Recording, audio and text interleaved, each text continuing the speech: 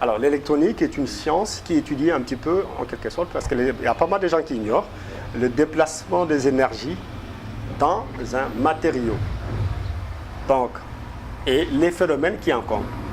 Ces déplacements engendrent des phénomènes qui ont pour but, par exemple, la vidéo, qui ont pour but, par exemple, la communication à distance, ce qu'on appelle la téléphonie mobile, qui ont pour but, par exemple, la signalisation, ce que vous voyez sur un cours de route, lorsque le feu s'allume en vert, la voiture peut circuler, et lorsque le feu est en rouge, vous avez l'arrêt. Donc, de tout cela, donc de courant faible. Alors, j'ai réalisé pas mal de circuits. Donc là, aujourd'hui, je suis désolé pour vous présenter que le circuit qui est juste présent, parce que je pense que vous aurez éventuellement les vidéos des différentes réalisations que j'ai déjà fait. Donc là, c'est ce qu'on appelle un mini-robot. Ce mini-robot est commandé par ce qu'on appelle une carte programmable.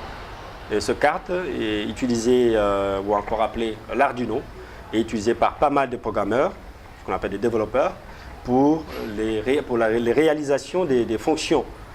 Donc les fonctions telles que, par exemple, commander un système d'arrosoir dans un champ, ou encore commander ce qu'on appelle, réaliser un système intelligent, ce qu'on appelle de maison intelligente, donc le smart house, ou réaliser par exemple des kits en robot, ou bien encore effacer ou réinstaller ce qu'on appelle les systèmes BIOS des différents appareils qu'on peut trouver, comme les micro-ondes, les réfrigérateurs. Tout aujourd'hui est en quelque sorte interconnecté.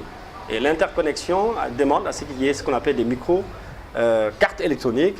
Et ces micro-cartes électroniques, ce qu'on appelle les micro-composants, qui viennent avec des micro-logiciels. Voilà. Mon objectif, c'est en quelque sorte, c'est pour permettre aux jeunes Sénégalais de pouvoir créer eux-mêmes des matériels ou encore des appareils qui peuvent permettre à la population sénégalaise de pouvoir mieux vivre en quelque sorte. Donc, ça permet aussi de faire la concurrence un petit peu entre les pays développés et nous autres.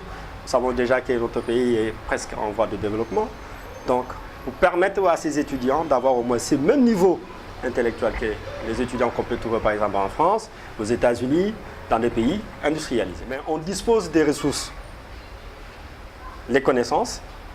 Et si on avait par exemple une structure ou un budget qui nous permettait quand même à pouvoir permettre aux étudiants d'avoir le même niveau que des étudiants qui sont ailleurs, dans des pays industrialisés.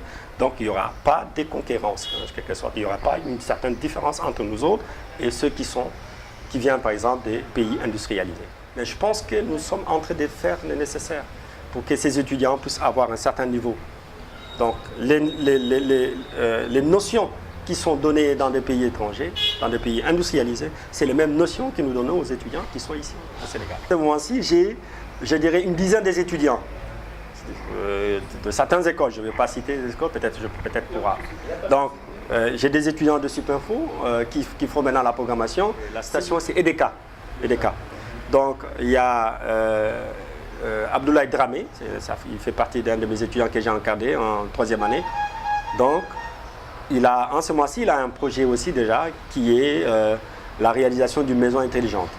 Donc, il a fait déjà 2 ou 3 réalisations qui est déjà vendues parce que la station EDECA a dû payer pour qu'il puisse réaliser les panneaux d'afficheurs qui est au niveau de EDECA. Si vous regardez juste au-dessus, vous avez des panneaux qui s'affichent, les lumières qui s'affichent et s'éteignent avec des jeux, des lettres, différentes lettres. C'est un projet qui doit continuer, mais ça c'est juste un début. Donc j'aurais préféré utiliser ce qu'on appelle des capteurs à infrarouge ou bien des capteurs ultrasons. Mais comme faute de moyens, on ne dispose pas de moyens.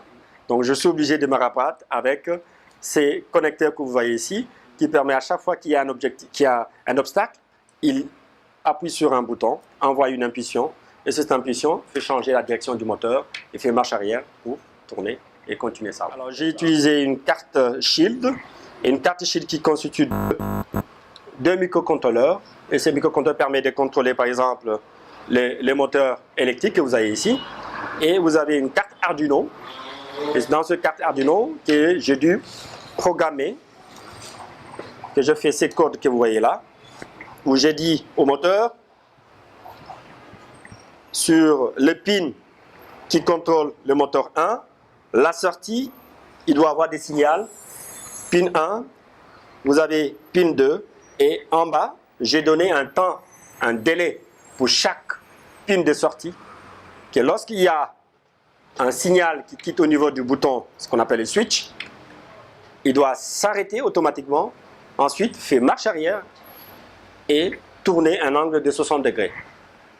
Ce qui fait qu'à chaque fois que le robot rencontre un obstacle, il s'arrête, il fait marche arrière, il tourne d'un angle de 60 degrés, puis il continue. Alors, vous avez une batterie de 9 volts, vous avez 2 moteurs électriques, vous avez une switch pour l'allumage. Dès que vous activez, vous avez le voyant lumineux qui s'allume et le moteur commence à tourner. Donc, vous avez des câblages et vous avez des circuits connecteurs qui permettent de connecter d'abord l'alimentation de 9 volts. Et cette partie-là qui permet aussi de connecter ce qu'on appelle le moteur pas à pas ou bien le servomoteur. Alors ici, je n'ai pas utilisé de servomoteur. Donc, j'ai utilisé que 2 moteurs électriques. C'est un robot d'expérimentation. Exactement.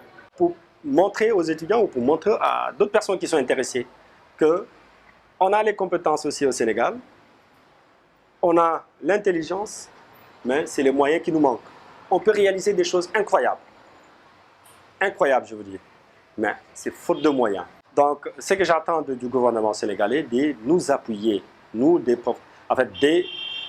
chercheurs, ou je dirais des encadreurs, de nous appuyer pour nous permettre à ce que nous puissions transférer cette connaissance à la nouvelle génération et de nous octroyer des outils adéquats. Parce que nous manquons des outils. Comme je vous dis, je fais que la récupération. Et je pouvais aussi permettre à cet robot d'être plus performant, mais je ne peux pas parce que je manque de moyens. Et comme je manque de moyens, j'utilise que le moyen que j'ai, le moyen de bord, c'est-à-dire des switches. Au lieu d'utiliser par exemple des capteurs infrarouges, j'utilise des switches. Au lieu d'utiliser par exemple des capteurs à ultrasons, je ne l'utilise pas. Parce que le capteur à ultrasons permet, elle envoie un son qui n'est pas audible à l'homme. Elle envoie un son dès qu'il y a un obstacle, l'obstacle envoie un écho. Et dès que l'écho revient sur le capteur, il fait arrêter les signaux du moteur et fait marche arrière, ainsi tourne le sens.